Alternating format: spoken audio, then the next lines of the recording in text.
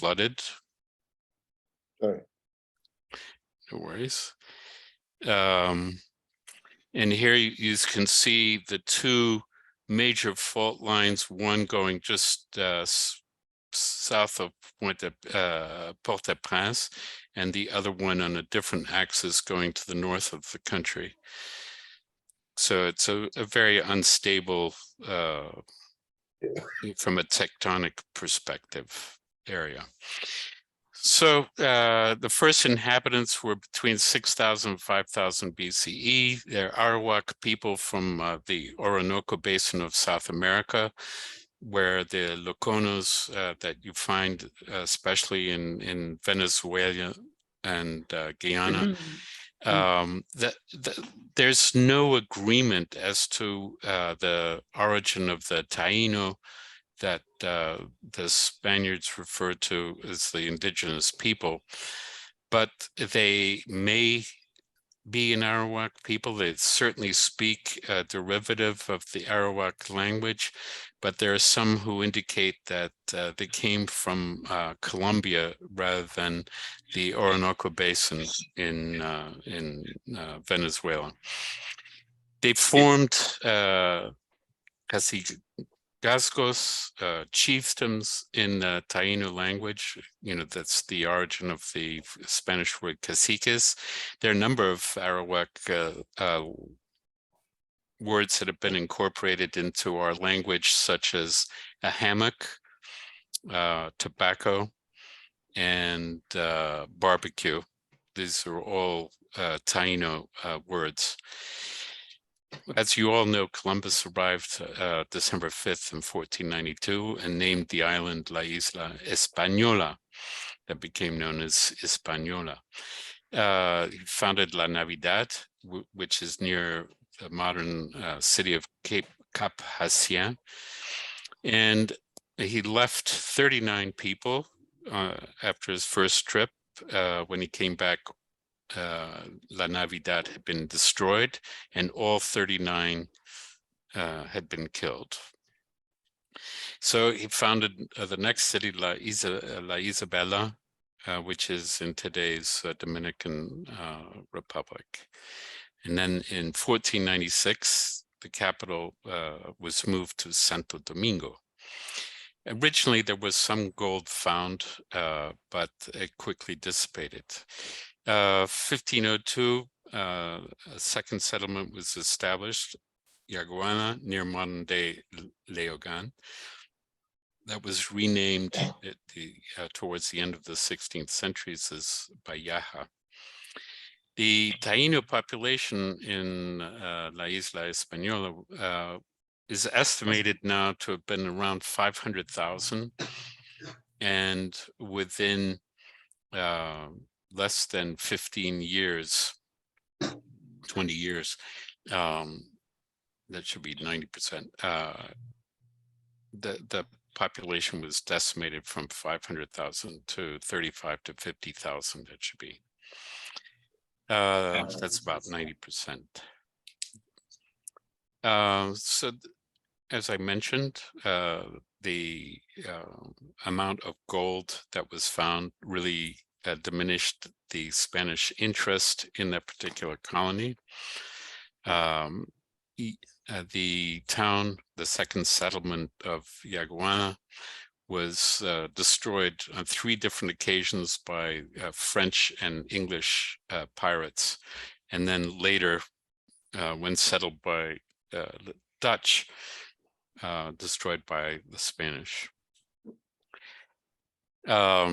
So during the Habsburg Wars, the Spanish conducted retribution for trade with their insurrectionist Dutch, and the inhabitants were killed, and they fled from La Yaguana and Bayaha, and left whatever they had behind. So when some French settled there, they actually had cattle that had been left from when the Dutch had settled. more and more French settled in that area.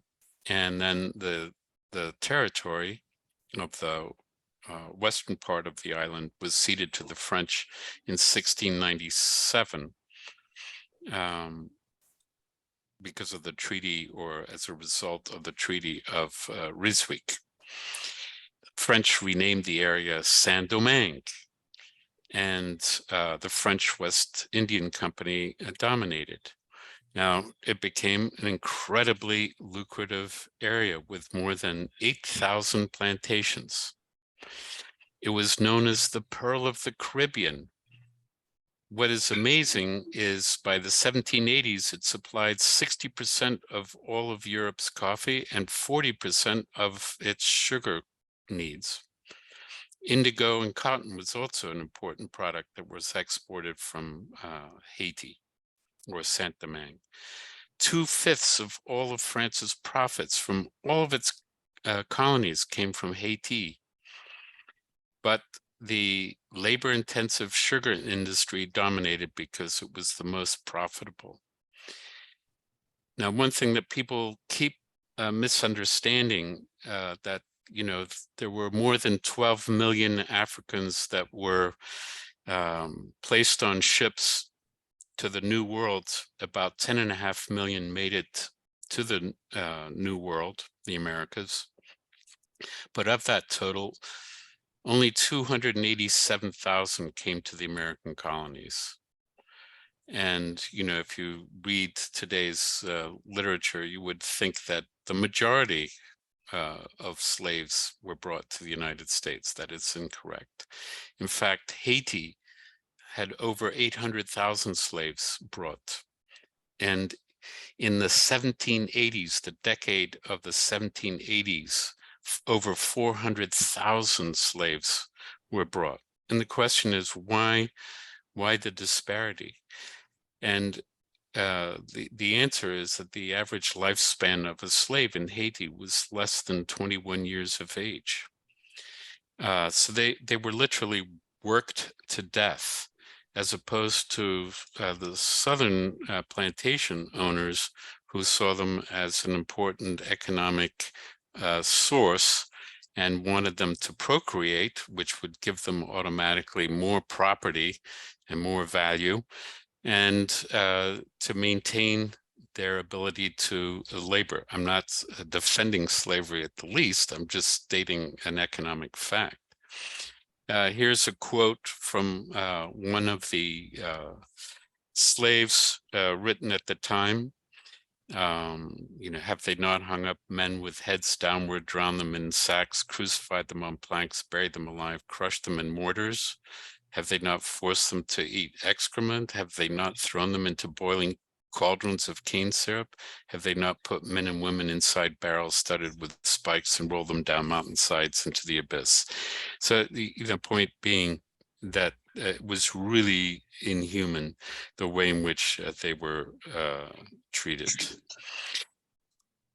Now, this is very poorly understood and explains much all the way till today's history. At that time, the white population were divided socially into the Grand Blanc, the landowners, and Petit Blanc, who were urban and, you know, conducted, you know, both professions like accountancies, etc., that were needed, especially at the ports, and you know, shopkeepers and artisans. Now, before the French Revolution, there were up until the French Revolution, there were 28,000 what were called anciens libres, freedmen. They were former slaves, and 16,000 of them were gens de couleur. Now, the gens de couleur, it's not just in Haiti, but they were people who definitely had African blood in them, mulattoes, who were given almost all the same rights as the whites, except for the ability to vote. People don't realize that there were, the estimate is 750 gens de couleur who fought in the American Revolution in 1779. But an important point to make is that many of the gens de couleur libre were plantation owners with slaves, and many of those, actually most of them, fought against the slave revolt, since they owned a third of the plantations and a quarter of the slaves and a quarter of the land. The relevance, I should note, is, with one exception, all the presidents of Haiti have been really gens de couleur. Okay, people that are what are also were referred to as mulattoes. Now, in 1791, before the French Revolution, Le Cap Haitien was busier than Marseille. They had over 150 opera and theatrical presentations. Now, in 1791, the National Assembly gave full political rights to gens de couleur, which actually caused a lot of resentment from the Petit Blanc. Additionally, there were quite a few maroons, cimarrones, or marron. Those were slaves who had run away and either created their own settlements or had married into the remaining Taino population, of which there were about maybe 5,000 who were not enslaved. And Boukman Duty, who was a Maroon and also a voodoo priest, revolted with about 12,000 other slaves, and they destroyed between 1,000 and 1,500 plantations. At that point, the gens de couleur split, but most still supported the white dominant class.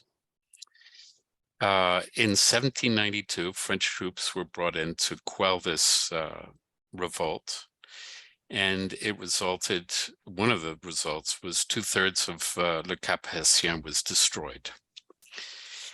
Many, especially the land owning and slave owning gens de couleur, fled and went to Cuba. And actually, when the French and Spaniards were fighting during the Napoleonic Wars, they then went on from Cuba to Louisiana in particular. There's Toussaint Louverture, who's considered the father of Haiti. But as John Quincy Adams noted, the story of Toussaint Louverture has been told almost as often as that of Napoleon, but not in connection with the history of the United States, although he exercised on their history an influence as decisive as that of any ruler. Toussaint Louverture, who is considered the father of Haiti, had been a former slave.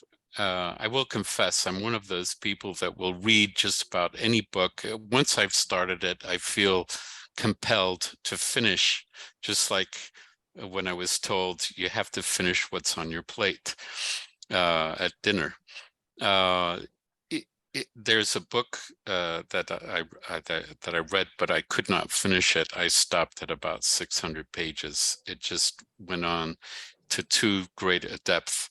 It was about 800 pages long, and I had derived as much as I thought I could out of it.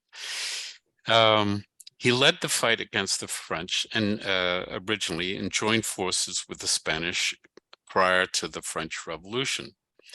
However, once the French Revolution had taken place and slaves were manumitted or given, there was abolition of slavery, he then supported the French Revolution, and he did not want Haiti to be independent. He was fighting for the ideals of the French Revolution, which he actually believed in. The one thing is, he didn't trust the French, and the French didn't particularly trust him, because when they had dominated and finished off the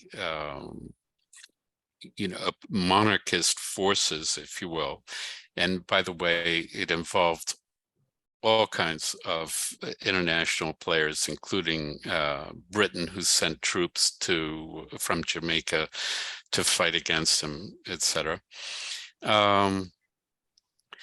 They declared a constitution, and he insisted on being appointed governor for life.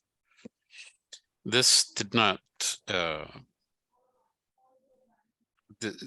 get any kind of approval. In fact, it made the French government, especially under Napoleon, extremely nervous. So he sent back to Haiti, under his brother-in-law, General Leclerc, with 20,000 troops in 1802. At that time, he was invited to talk with General Leclerc to see if they could resolve some of their differences. And he was tricked into a meeting, if you will.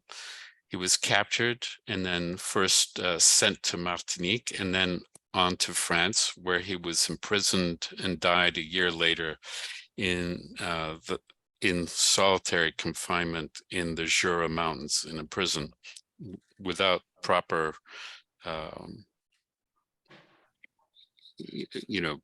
abilities to keep warm or anything else. So he died 1 year after being imprisoned. In 1802, Napoleon revoked the abolition of slavery and reintroduced slavery.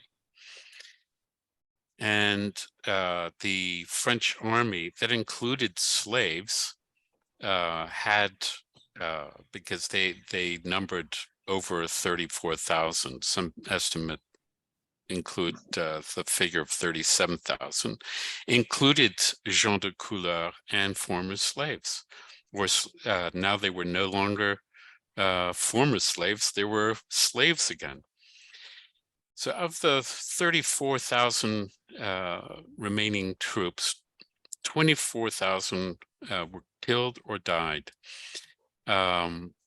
Yes, at least half were killed by yellow fever. But 8,000 were wounded. They didn't have proper medical attention, as you can imagine.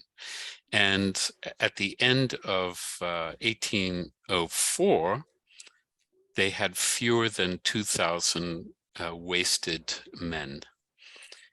Leclerc died of yellow fever. Rochambeau took over, and he got 160 pit bulls from Cuba who were not fed and would go after runaway slaves, etc., and the opposing army to eat people. And the expression of la viande de chien, the dog's meat, still has a resonance in Haiti to this day. The final battle that took place was the Battle of Vertières, where Rochambeau was defeated. The white plantation owners that remained were slaughtered, and there was declaration of independence, the second country in the Americas to become independent in 1804. Now, the reverberation of this was enormous in the Americas, especially the South. It scared the hell out of them. The Spanish governor general of Louisiana tried to prevent any Haitian former slaves from coming, because in 1785, prior to the Louisiana Purchase, at Point Coupé Parish on the west bank of Baton Rouge, there was a major slave revolt. And, the fear in the South was that the slaves would do the same thing as what they had done in Haiti. The French, Napoleon, having lost his army, basically gave up on, for the most part, on the Western Hemisphere. And as we all know, because of the shortage of funds, sold a good chunk of what is now the United States as a Louisiana Purchase. When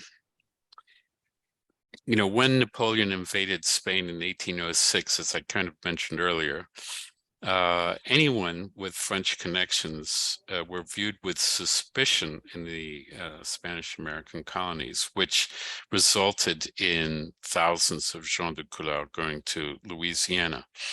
In 1810, there was a census taken.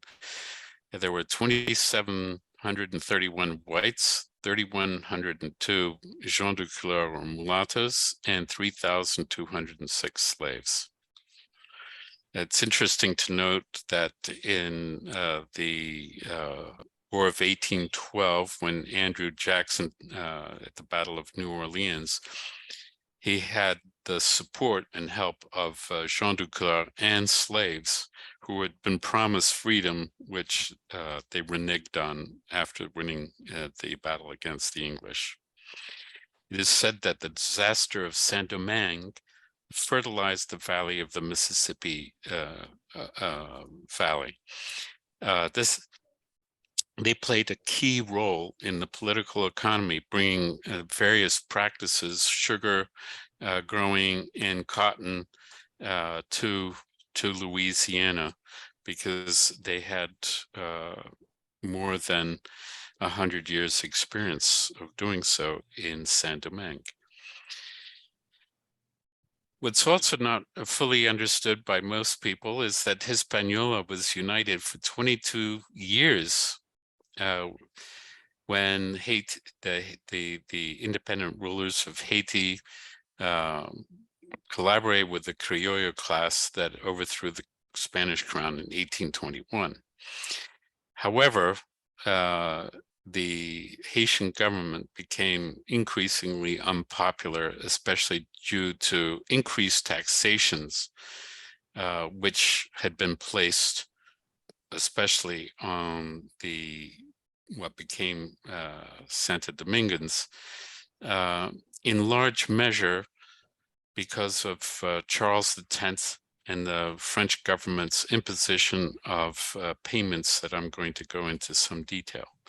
So when Santo Domingo declares, celebrates its Independence Day, it's not from the Spanish crown in 1821, but when they basically got their freedom from Haiti, even though the War of Dominican Independence from Haiti went on until 1856.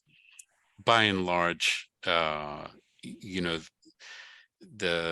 Haitian dominance failed early on in this war, with the last one being the Battle of Saban-Larga in January of 1856. So a little bit about the background with the United States. The U.S. trade relations were greater with Haiti in the 19th century than with any other Western Hemispheric country. But Haiti was completely ostracized politically. Only John Adams sent aid, but Thomas Jefferson eliminated all connections, resulting in no recognition of Haiti as an independent country. Britain recognized every other Latin American country that gained independence, but not Haiti. And the US refused to recognize Haiti until the middle of the Civil War with President Lincoln in 1862. Now, what happened is that when the French monarchy was restored and Charles X became Emperor of France, they sent a naval fleet, 15 warships with over 500 cannons to Haiti to blockade it and threatened its destruction of all ports until they agreed to pay for reparations for the loss of property and slaves. The government of Haiti was obliged, they capitulated and agreed to pay 150 million gold francs, which is estimated in today's monetary value to be around $20 billion in indemnity in return for diplomatic recognition. This burden was so intolerable that the payments were actually reduced to 60 million gold francs in 1838. But 80% of Haiti's total GDP went to paying the debts. And to meet the debts, they had to take on loans, which basically came from the French bank Crédit Industriel et Commercial that enriched the bank's shareholders that included US banks. The US supported a banking consortium later on to buy the debt from the French banks and the National Bank of Haiti, which I will briefly describe. In 1914, the US could take responsibility for overthrowing the president of Michel Oreste, who was president of Haiti. The US commercial interests and financial interests, especially the National City Bank of New York, created enough instability which resulted in the assassination of President Guillaume Sam in 1915. And the National City Bank demanded that it take possession of Haiti's gold reserves, which it did. The first thing when the Marines came to Haiti is they went to the bank and took 500,000 gold francs, which was equivalent to about $13.5 million in 2021. So the commercial interests really applied pressure on President Woodrow Wilson to have that invasion. The percentage of Haiti's GDP that went to paying the debt at just the interest on the debt was about 40%. Now, when the US Marines stayed from 1915 to 1934, that's 19 years, thousands were killed. There was a what the French called corvée system of forced labor to build roads, and the American presence was hugely resented on many fronts. And even though under FDR, Franklin Delano Roosevelt, agreed that we should withdraw our troops, we actually continued to run the economy, the custom houses, and maintain pretty much total fiscal control until 1947. Then not much changed, in fact, until Papa Doc became president and started the Duvalier regime in 1957. He declared himself president for life in 1964. And as we're going to see, criminal gangs start to play a bigger and bigger role. And arguably, you can state that the Touton Makut, a volunteer gang army of of several thousands, ended up, it's estimated, killing 60,000 political opponents to Papa Doc Duvalier. When he died, his son took over until he fled in 1986.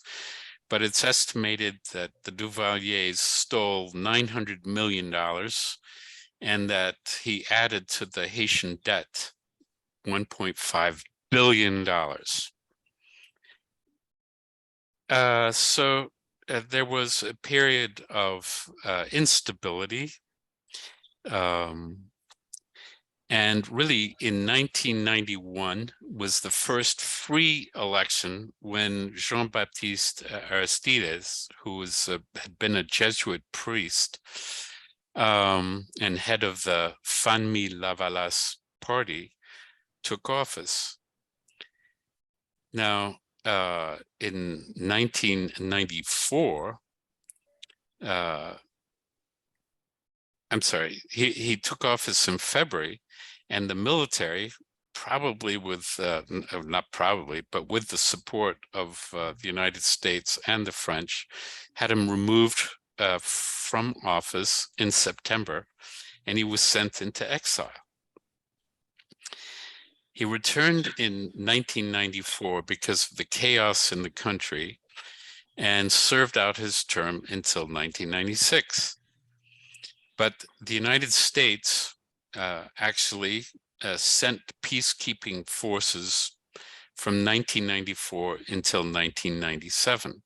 And one consequence of the United States being present there, it wasn't just the United States, it was also the United Nations, but it was primarily the United States. One of the consequences was the Haitian army was disbanded in 1994. So there is no Haitian National Army.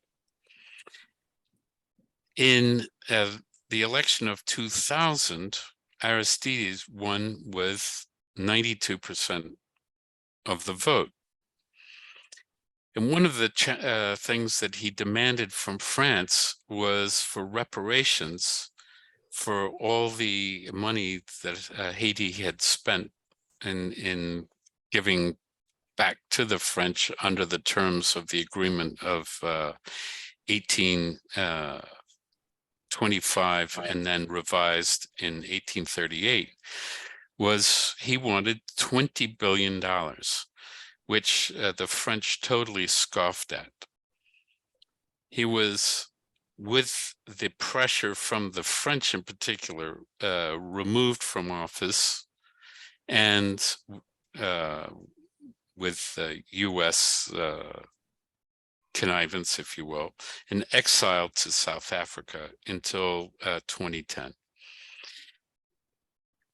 One of the things that Bill Clinton did in the 1990s was he pressured Haiti to drop their tariffs and pressure them to stop the immigration of Haitians into the United States. So I just want to take a moment to look at the population statistics of the country. There's about 11 million Haitians, 94% Black, 5.4% considered mulatto. These figures, even though this is the last that I could get, the latest figures, haven't changed significantly, apparently. And other being 0.4, those would be mostly Taino Arawaks. Religious affiliation, almost 55% Catholic, Pentecostal, and Baptist. Now, actually, that figure has gone up even more. They're very active in all kinds of charitable types of organizations in Haiti. 2% of Haitians say that they officially believe in voodoo, from its roots being from Central Africa, where many of the slaves came from. A majority are now urban, 55%. That figure could have gone up even more. The age breakdown, this is from 2019, is 62% almost are under 30. Most of the exports go to the United States, then France, and then other countries in the world, including Spain, 12%. Coffee is the most important cash crop. Sugar used to be the second most important, but now sugar is imported. There are very few multinational corporations present in Haiti. Haiti is important to the United States for two main reasons. One, it's become a major transit point in the drug trade. And two, concern about the Castroid regime spreading its ideology to Haiti. If it weren't for remittances from Haitians living in the United States, Haiti would have collapsed even sooner. Haiti is, on a per capita basis, the highest recipient of foreign aid that goes through NGOs, and it doesn't go to the government. So the government of Haiti has absolutely no control over how that money is spent. I just threw that in so you can see these small fields on hillside, and you can understand why, agriculture is not very efficient. Agriculture employs about 2/3 of the labor force. A fifth of food is imported or smuggled in. 3/5 of the population is underemployed or unemployed. 4/5 live in abject poverty. And if the natural causes of their situation weren't enough, the entire pig population, which was very important to the small farmers, was destroyed in the 1970s by African swine fever. One source of income for the country was from bauxite mining, which was discontinued in the 1980s. And currently, they're dependent 50% on energy imports. Small manufacturing production is limited. And once the tariffs were removed, as demanded by the Clinton administration, the Dominican Republic stymied further economic development in Haiti because they just couldn't compete. Government service jobs represent 1/3 of the economy, but only 1/10 of the labor. Tax revenues depend on collection at farmers market. They go to the farmers market to try to collect taxes from the products that are sold by the farmers and from the customs. They have basically very little income tax. Now, constitutionally, even though universal suffrage has been present since the 1950s, there was a new constitution approved by plebiscite in 1987 and put into effect in 1995, whereby the president is elected for 5 years and can be reelected. The prime minister is selected by the president from the ruling party or ruling party coalition. The Senate is a 6-year term and the Chambers of Deputies a 4-year term. And the judicial system is based on Napoleonic Code, where once you're arrested, you're guilty unless you're proven to be innocent. The whole system, because of lack of finances, is subject to endemic bribery. Now, in 2015, Jovenel Moïse was elected in what was claimed and then proven to be a rigged election. So a second election was held, and this is a source of the dispute as to when his term actually started. And, the opposition to Moise said, well, the election should have been from 2015, so that's when it counts. And Moise was, nope, I'm counting my time from 2016. In the meantime, corruption got even more endemic. Civil rights, human rights, journalists, opposition members were killed.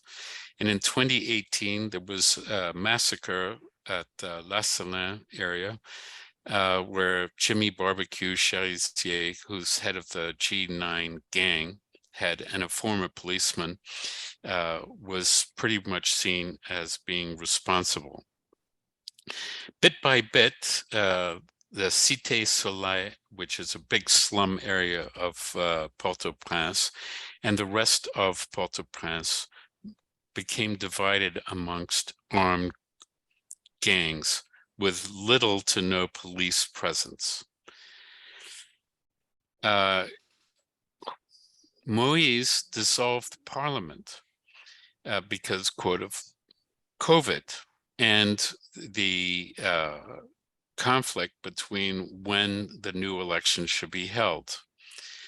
In July the 7th of 2021, he was assassinated,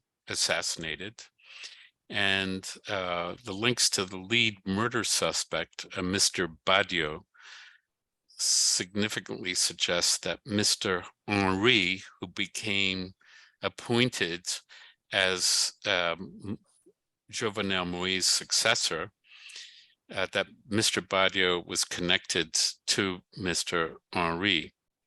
And there was another senator that was arrested as a co-conspirator.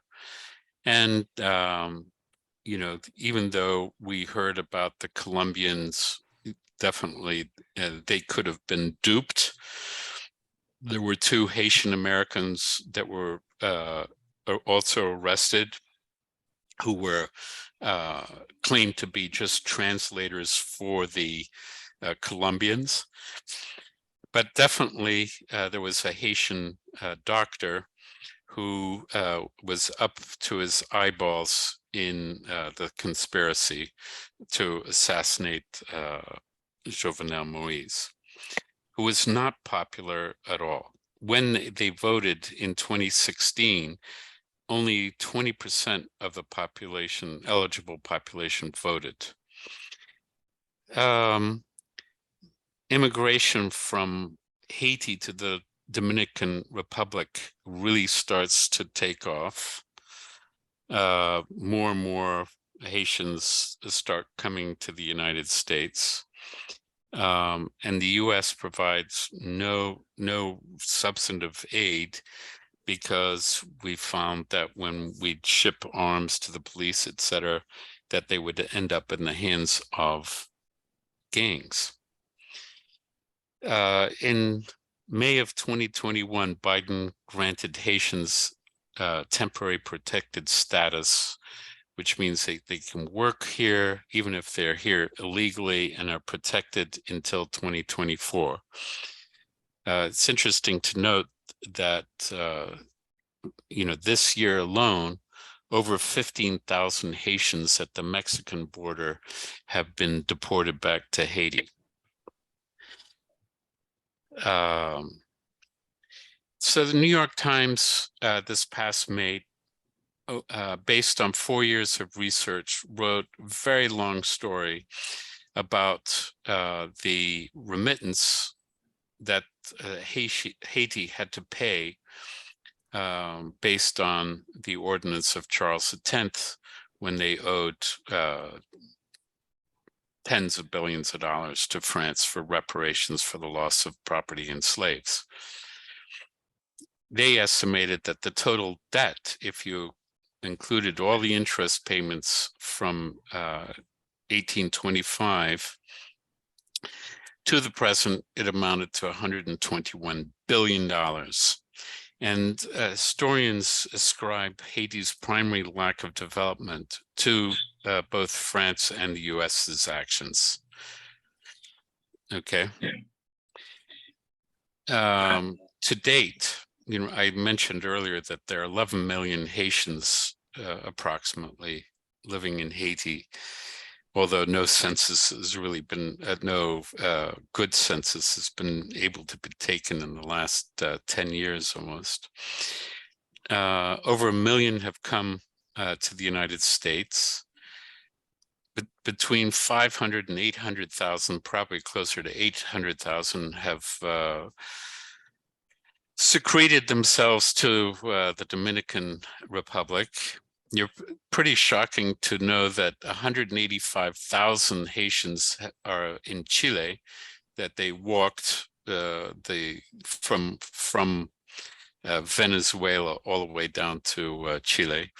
165,000 are in Canada, 125,000 in Brazil, 80,000 in Bahamas, which is proving to be just a massive problem. They cannot afford it. 60,000 in France, and Cuba has over 300,000, but some of it is predicated on those Haitians that fled going back to the early 19th century. And we don't have accurate statistics as to how many Haitians there really are in Cuba of recent immigration. Now, I mentioned that the Tuton Makut were really maybe the beginnings of gangs. There was a Chimay gang that Aristide, that, people say, oh, he was a democratic socialist and, blah, blah, blah. Yeah, the Chimay gang was created by his party to squash, including killing opponents. And it's only when the United Nations peacekeeping force, not of the 1990s, but of the 2010 plus, that they drove the gangs underground. Gangs are used by political parties and political leaders.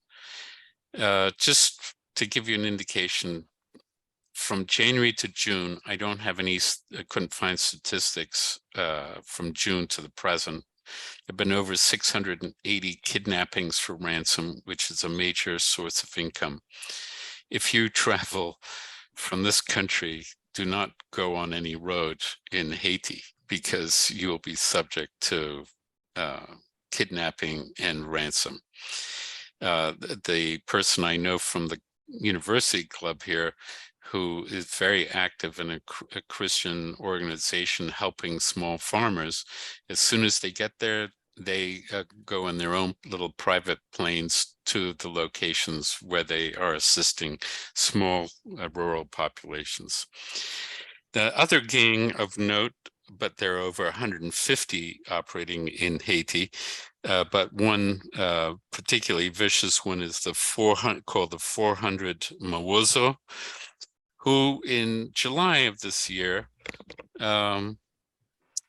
actually went into a church during church service and killed a very senior police officer. That is how lawless the country has become. Now, they've taken control of most of Port-au-Prince. The G9 leader, and I watched a YouTube on this guy. It's unbelievable, some of the things that they do, but they've been responsible for several massacres, 2 under President Moise. Gun trafficking is out of control. Even though 65th ranking, 65th in the world, Haiti's a small country with a small population.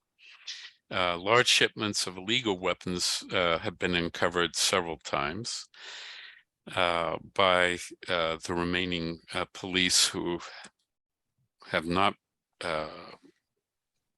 fallen to corruption. Food and gas prices have soared since Jimmy Barbecue took over the port and dictated how much water could be released and how much gas. There have been embassies that have actually closed.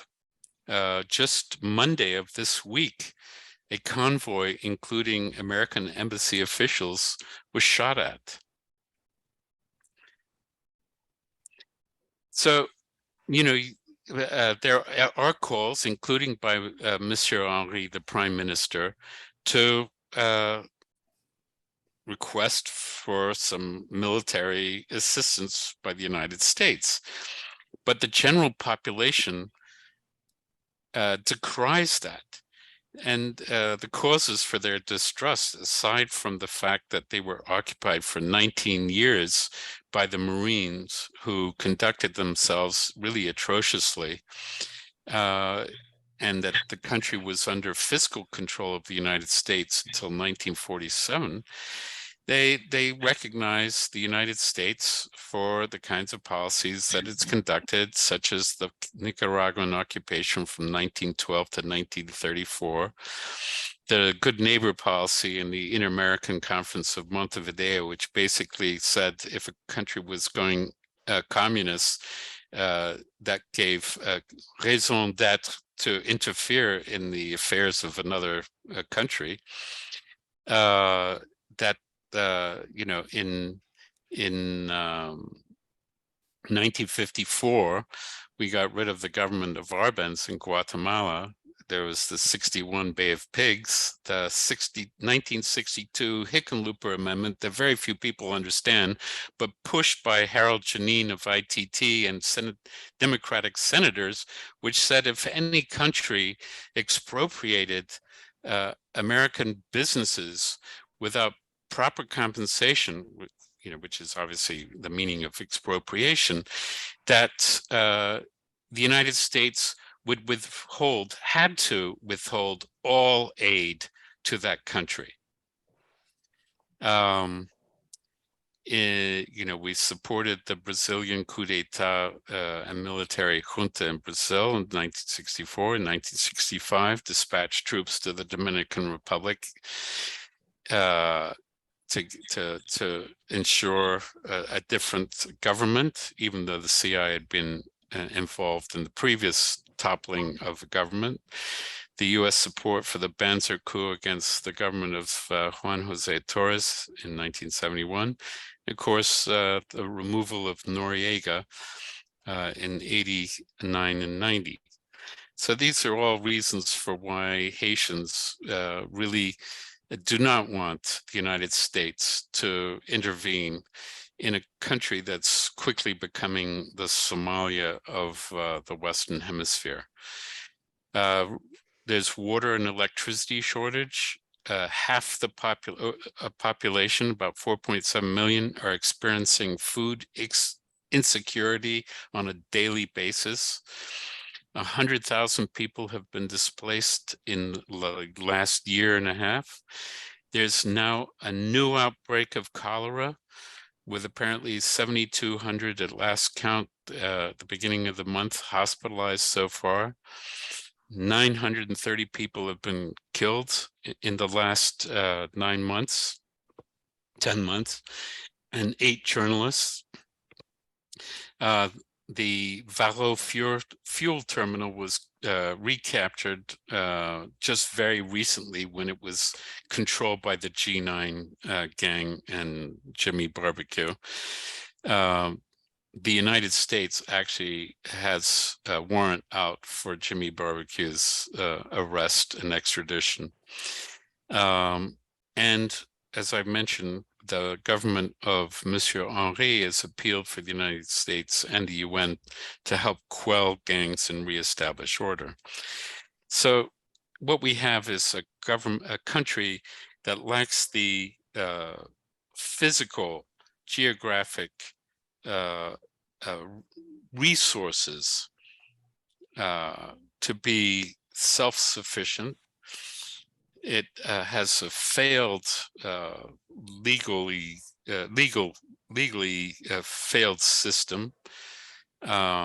There's basically no government authority. It distrusts the United Nations, which was there in 93 to 96, and again 2004 to 2017, during which, in the last 13-year period, There were several controversial killings by Sri Lankans and other members of the United Nations mission. Lots of rape charges, pedophilia, and of course, the introduction of cholera, which became endemic and cost over 10,000 lives.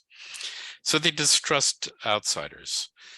What are the alternatives? Well, this past year, there was something called the Montana Accord. All the opposition leaders to Monsieur Henry want a provisional government led by a conservative called Fritz Jean, who would reestablish governmental authority, and there would be an election held in which Mr. Jean would not run. But those accords have not been effectuated, and the United States is actually seemingly supporting Mr. Henry. There's increased nervousness on the part of Caribbean countries because of the continued exodus of Haitians and how it might destabilize their own countries. So the future is not very bright, I'm afraid, but we can see where it emanates. Okay. Thank you. And very, very informative presentation. So we're going to take questions from our friends. Go ahead. Somebody has a question. If not, let me see. Okay. Alejandro, are you raising your hand? I know. Yes, yes. Okay. He's muted. You're muted, Alejandro. Yeah, go ahead. Okay, how am I doing there? Thank you. Okay. Thank you. It was very depressive. It is. Fantastic presentation, very informative, but quite depressive. And by the way, you did forget a couple of important things for me. For example, that AT&T was instrumental, and the CIA was instrumental in the Pinochet overtaking Allende in 1973. Okay. Very important. The other thing that you mentioned, there is a whole bunch of Haitians in Chile. I have a couple of personal experience. A brother and a brother-in-law. Both of them hire people from Haiti to work, helping them. My brother helping them build a tool shed in his house, and my brother-in-law has a 10-acre vineyard and hire 3 Haitians to help them initially for gathering the fruit. Both of them say only wonderful things about Haitians. They're hardworking, they arrive on time, they do not spend time. They're very criticized by Chilean workers because they work too much. And and it seems that it's fairly acceptable thing in Chile that these people are good working people. And by the way, there were quite a few Chileans in the United Nations peacekeeping operation in early in the 2004 to 2015, around there. And it seems that there are now quite a few Chileans born Chilean descendants in Haiti, but quite a few of these Haitians that went to Chile is because they made friends with the few thousand Chilean armed people there. So my personal impression is that everything stems from slavery here. The southern part of the United States, which was financially built on slavery, they were quite afraid of the Haitians because of the massacre. And Mhm.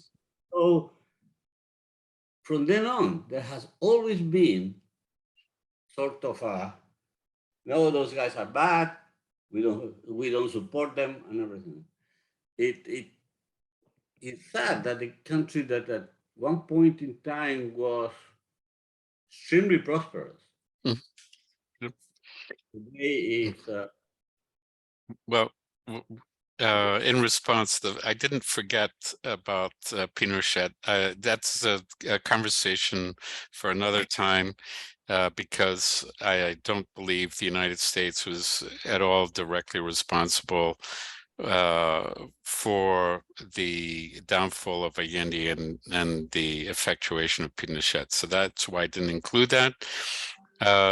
Secondly, I totally agree. Look, I'm actually one who, and Steve Bertha knows this, who's actually more of a proponent of open borders, because I feel that people who are willing to walk thousands of miles, etc., have a kind of personality trait that is going to lead them to working hard. For the most part, yes, there might be a few criminals that get through, but that's the nature of human beings. So, we extended our arms out to every human being, until 1924, with the exception of the Chinese, because of the Chinese Exclusion Act of 1874. Which was totally a racial thing. But in 1924, we passed the first immigration laws restricting immigration according to quotas, and severely restricted it. And demographers point out that if we hadn't done that in 1924, the population of this country, it's always impossible to predict the past, but they said the population of the United States today would be 1.1 billion people, and the economy would be 10 times larger than what it is today. And, who knows? But one could make the argument that would we really worry about China if that were the case? Anyway, I agree that Haitians can be as hard, if not harder working than anywhere else. And as I mentioned, Haitians in this country have done extremely well, and they remit a large amount of money back to Haiti, which is a lifeline. But the situation has gotten to be really intolerable. Okay, we have a question. Jaime, adelante. Yeah. First of all, Ed, congratulations on a great talk. I mean, it was really so well organized and easy to follow, and you're very eloquent, and you presented a complex subject in a way that's really that was interesting to follow and easy to understand. I have a couple of comments and a couple of questions. The first question is, you said in one of your slides that Haiti was the second Latin American country to become independent. Which was the first? No, the second country in the Western Hemisphere. So United States and then Haiti. Okay, because it's very important that before any of these liberation movements in Latin America, Haiti was the first. So one of the things about your talk that I found most interesting is how something that happened 200 years ago has effects to this day.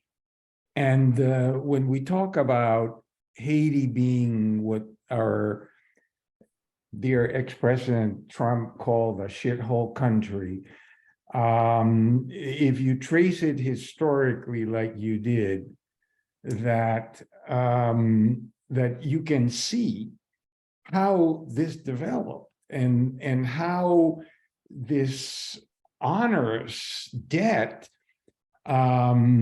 it just crushed the country. So that was a comment. And then the question is, I know that they were under military threat of invasion by France, but how can anybody accept terms like the Haitian leaders accepted? And so is there an inside story of who was bribed and how it was that that came to pass? Well, I think that's an interesting question. You know, first, I'd like to address the issue that Haiti's independence, I'm sure, had all kinds of reverberations, especially, you know, the closest Latin American country, South American country is Venezuela. And on the one hand, it would have made many of them nervous because they had slaves. But, you know, this act of independence, you know, by the United States and then by Haiti, certainly must have affected thinking. I think, you know, there may have been, but, you know, Haiti was pretty isolated and depended on trade with the United States. And the threat of being blockaded and the threat of not being able to export any sugar or coffee at that time would have really ended the ability for that country to function. You know, whether or not the French would have carried out their threat of bombing, you know, blowing up their cities and how much damage, I can't say. But yes, you know, I've thought about this question long and hard, and I think that some kind of fund that the French and the United States should create. And I think we need to try to let the Haitians figure out the political stability, but to say, once you have your situation stable, here's this fund which you need to use just for infrastructure projects and for education. You know, and you know, to continue with the NGOs that bridge the gaps for food and so on and so forth. But this stability you're talking about, how are you going to achieve stability without military force? Because you have to fight these gangs that are in control. And how do you achieve that? I agree. I think that what the United States should do is to actually back the Montana Accords and say, this is a good plan in general, and we're not going to support Monsieur Henry. And there's a lot of good evidence that shows that he was also involved in the assassination of Moise. So, you know, and I find it morally reprehensible, if we know that to be true, that we should support his government to any degree. And then, you know, to help reestablish the Haitian police, which we, you know, we did a lot of work with during the United Nations US mission there to try to professionalize it.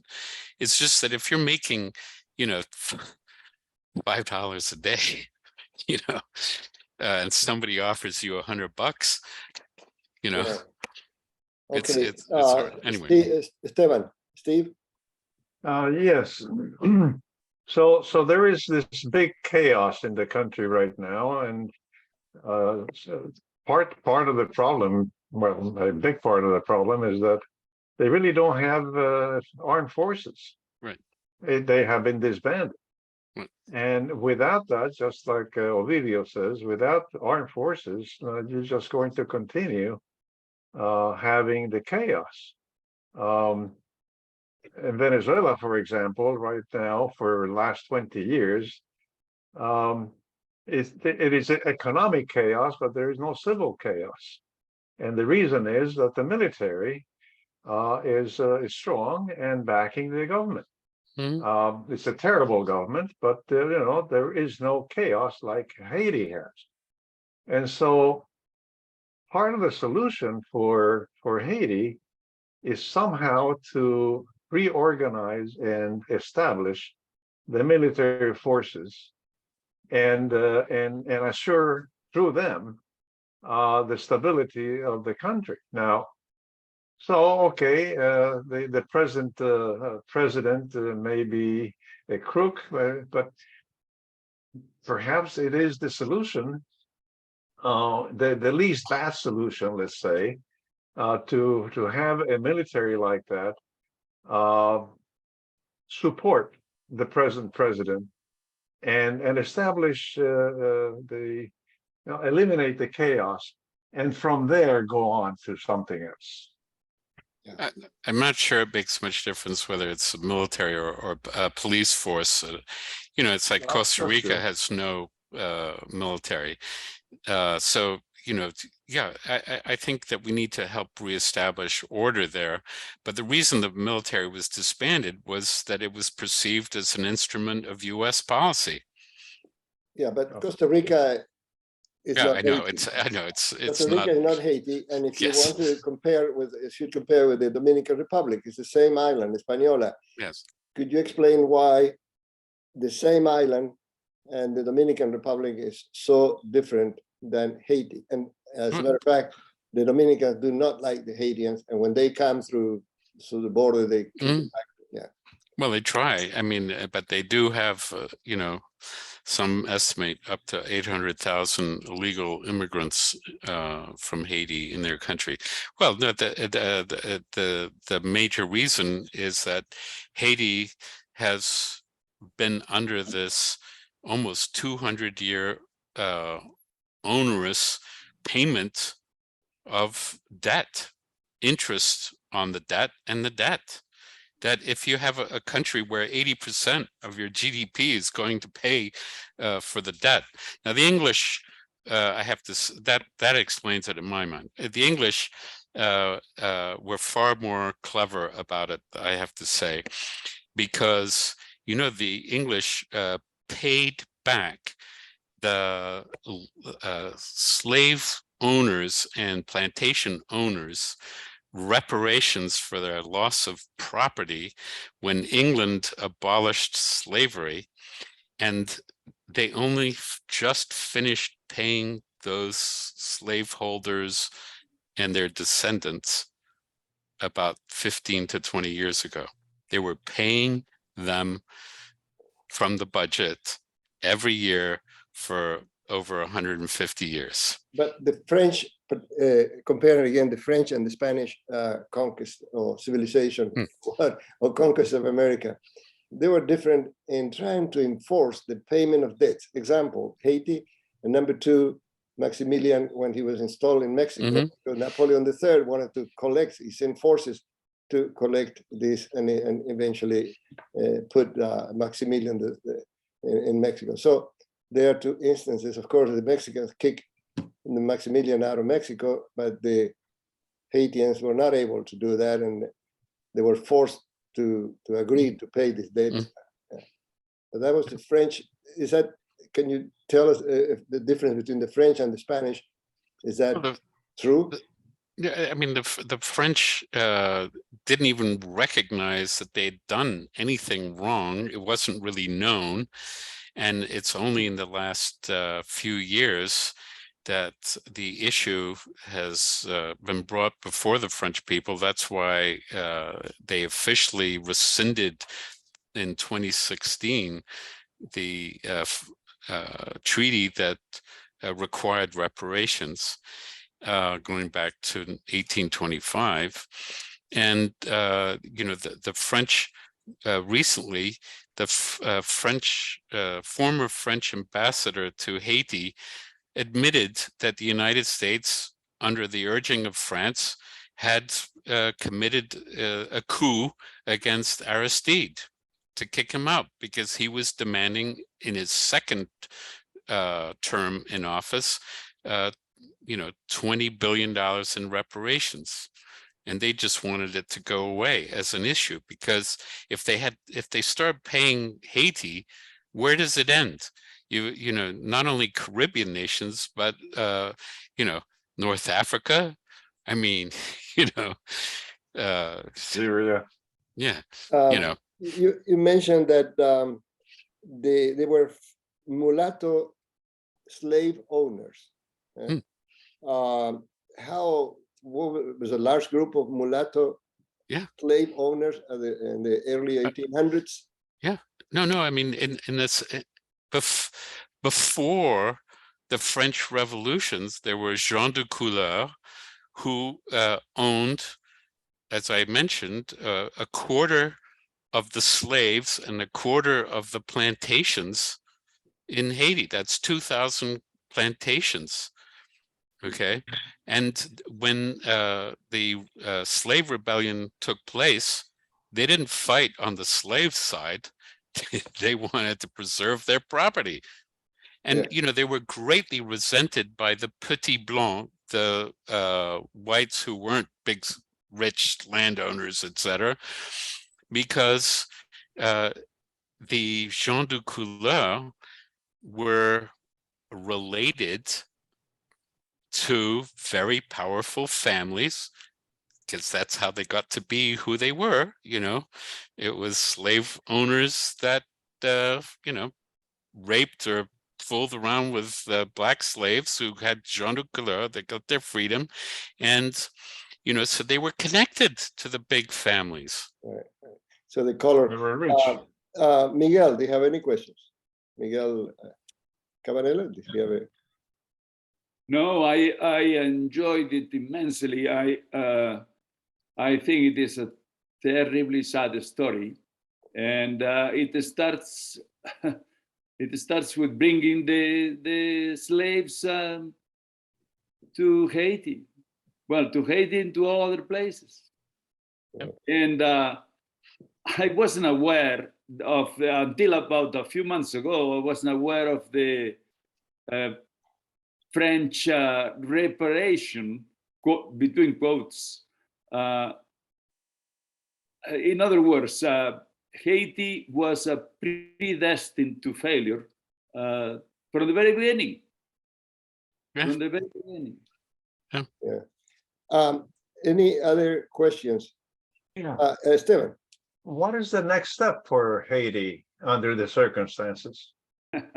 Well, the United Nations, they recently met on it. They do not want to send another mission back there. You have to understand that the Henry government is, completely unpopular. There, if there was a vote, he probably wouldn't even get 1% of the vote. Okay, so that's why I think the United States has to say, look, we think this Montana agreement is good. We want to reestablish order. If this, conservative member, heads an interim coalition government to try to reestablish some kind of authority. And, if he promises that he's not going to enter the next time they plan an election, I think a lot of Haitians will feel pretty good about that. And will, the United States could then really support the Haitian police to start instituting authority. I mean, when the United Nations was last there, gang violence disappeared. They all went underground. Now, there's a lot of guns, and guess where the guns come from? Yeah. Welcome to Gunland, USA. Mhm.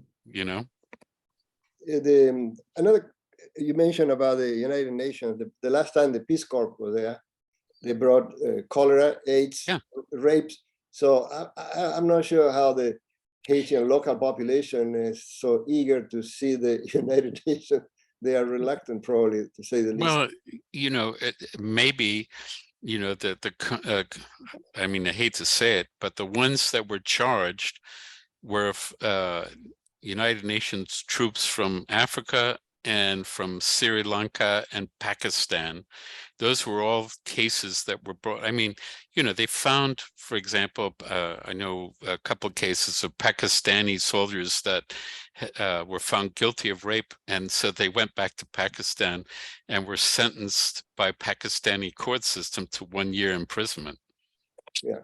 You know, so maybe they need to be, you know, maybe it needs to be a Chilean peacekeeping force, per Alejandro's comment. There is a vaccine for cholera. Yes, So, but it's spreading like crazy right now. And the last time, you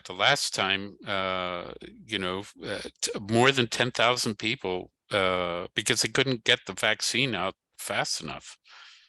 Yeah, it's just very hard to get organized in a country that is a sort of. And they're really this week I read something. They're really worried about it because once it gets a toehold, it spreads like crazy. Another question is that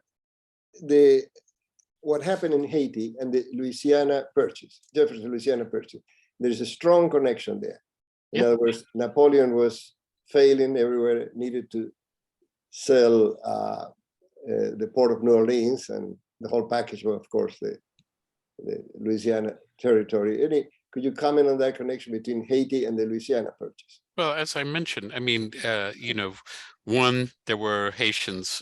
Look, if Napoleon, the army of Leclerc had squashed the uprising and reestablished the monarchists, sorry about that, you know, if they had reestablished the Grand Blanc, the big white family landholders and the slave owners that were gens de couleur, then, you know, guaranteed that army would have then gone on to Louisiana. The one thing that Napoleon did not want was for the Brits to get a hold of Louisiana. That's why he was supposed to go to Louisiana in the first place.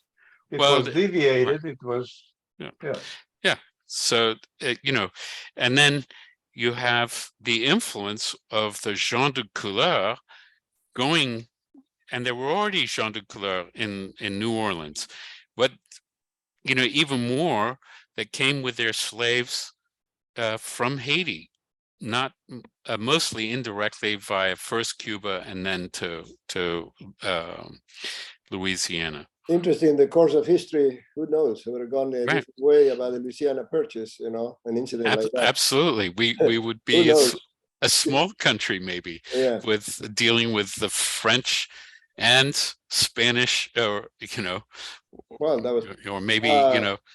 Ricardo. Yeah, great presentation. And I have one question and one comment. Are the NGOs a positive effect on them right now, or just kind of what's the situation? I mean, without the NGOs, I think you would have had total collapse and people literally starving to death. Now, I know that there are a lot of charitable organizations, and I'll tell you that you saw how the Protestant, Baptist, Evangelical, Pentecostal group is becoming a sizable number within the belief system of Haitians. You know, they do a lot of work. It's small, but it's very effective. But, you know, one of the people that, you know, is here in Winter Park, John Rife, He is very involved, and they help out village by village, and they tell them, we're here for 5 years. We're going to teach you how to fish. In other words, we're not going to give you fish. But And- isn't that true that one of those group was kidnapped? Yeah, Yeah, yeah, 2 yeah. months ago? Yeah, Mm. yeah. And as I said, he said you go there, you land in the airport, and you get on your little privately owned plane to go to where you need to go. You cannot drive because you're going to have to go over a bridge, because there are a lot of small rivers, and at the bridge they stop everybody and they either say, okay, here's a gas tax for the whole bus, $500. So everybody's got to pay out a couple of bucks, Mhm. or, oh, you're Western? Yeah, we're going to just kidnap you. Oscar, any questions, Oscar? No, no, no. Everything's okay. I have nothing to say.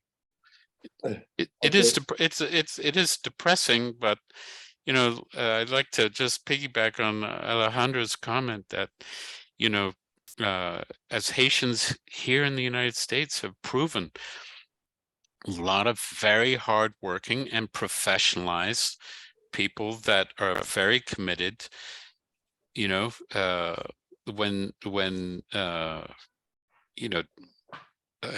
going to just veer off course a little bit, but when Democrats think they're going to get all black votes because they're black, they're out of their minds. Haitians are very religious people, and the way they see Democrats is, you're against religion, so we'll never vote for you. And that's why the way we have racialized everything is a really bad thing. Jaime, there are many Haitians in Miami, are they? Jaime, no te escuchamos. Jaime? You're on mute, Jaime. No. Okay, now it's okay. No, I was asking, there are many Haitians in Miami, in the Miami area. Yeah, quite a bit. There is an area referred to as Little Haiti, which is about to undergo gentrification. The developers are moving in. I don't know what's going to happen to the people there, but it's supposed to be the next hot spot in town. Oh, wow. Yeah, I mean, there are good Haitians and bad Haitians, I wouldn't say that necessarily label them as good people or bad people. It's just like everybody else. It's just that I think they're been victimized by just imperialist countries like France and the United States, and that was really very evident in the talk. okay. Do we have any other questions? An excellent presentation, very informative. And if there are no other questions, I would say thank you so much, Eduardo. Oh, de nada. I'm sorry I couldn't. I just didn't have the confidence to do this in Spanish. And you would have probably left in the middle. so next Very month, much, Ed. Okay. next month we're going to have Goldie. Thank you. Goldie Nathanson. She is from Mexico, and she will be talking about Trotsky in Mexico. As a matter of fact, I Very think good. some of us are reading the book. I think Miguel also. El hombre que ama a El los hombre que amaba a perros. los perros. So, a very good book. What a great book. Yeah, it's a great book. Yeah. It's a lot of overlapping with 1984 in that book, I realized. Oh, very, very much so. By George Orwell. Yes. Yeah. Okay. Okay. Jaime, Okay. Esteban, gracias. A Okay, todos. gracias. Okay. Gracias. Okay. Bye. Bye. Bye-bye. Bye.